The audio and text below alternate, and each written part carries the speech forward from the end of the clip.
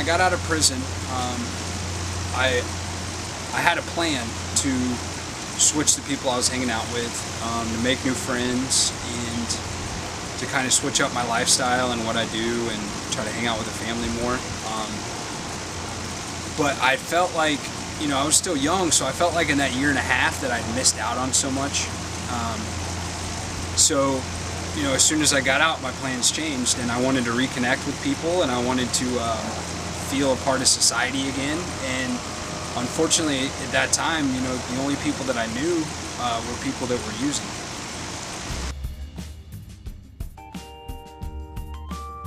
So I said to myself, you know, I'm going to go hang out and you know, see what they're up to, but I'm not going to use anything. And that lasted about 2 days until one of my friends convinced me it was a good idea and that he could control it, so I probably could too. You know, I hadn't used it in over a year and a half, so you know, my brain was probably working differently. I was more mature, and it just wasn't the truth. And it didn't take but about 2 weeks for me to be right back where I was at the worst part of my addiction. I knew I didn't want to steal anything from anybody else. I was tired of waking up, not knowing how I was going to get high, who I was going to have to screw over, working hard at work all day just to come home and spend it all on drugs and have nothing to show for it. I mean, I was just sick of it. So I reached out to my parents, and they helped get me into a place down here. Stayed there for 1 month. Ended up leaving with a girl, which was not suggested that I do, but us addicts, we get lonely, and we want somebody to connect with. I moved up to Michigan with the girl that I met in treatment.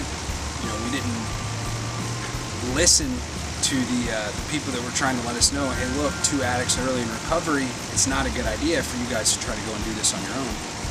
But, you know, we thought we were so in love that, you know, it would be strong enough to keep us sober. She was doing well. I had gotten a job, had a bad night, went out to the bar, ended up cheating on my girlfriend. I was blacked out drunk, didn't remember a thing.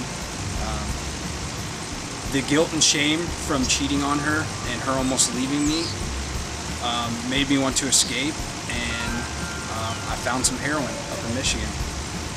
Last thing I remember was going into the bathroom to inject some heroin. My girlfriend was at work, I was at home alone. And 30 minutes later, I wake up on the bathroom floor, didn't know what happened. My tongue was completely numb, I couldn't see. I realized what had happened after a few minutes after I came to, but I mean, it was just such a scary experience to first of all not know how long I was out for, and secondly, I was the only one at the house, so nobody could have saved me. You know, it's by God's grace that somehow I woke up.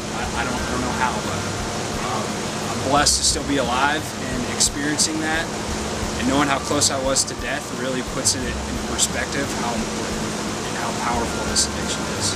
Lasted about 2 months of me doing that until she figured it out and she kicked me out. So I was homeless in Michigan for about a week. I just, you know, hung out in Michigan for a week and, you know, did what I had to do to get by, and was hoping me being out on the street for a week would be enough punishment for her to possibly let me come back and try things out again. Unfortunately, it wasn't. So I made a call down here and got into treatment, and here I am. When you're in your addiction, you take so many things for granted, and hindsight's definitely 20/20. Now I can see how much of a blessing she was, but it's still something I struggle with today, and I think about her all the time. And you know, I just wish that I hadn't treated her like that, and I hadn't done it. But I'm here now getting help because I don't want to ever put somebody through that again, and I don't want to meet somebody that I love and hurt them as much as I did her again. So.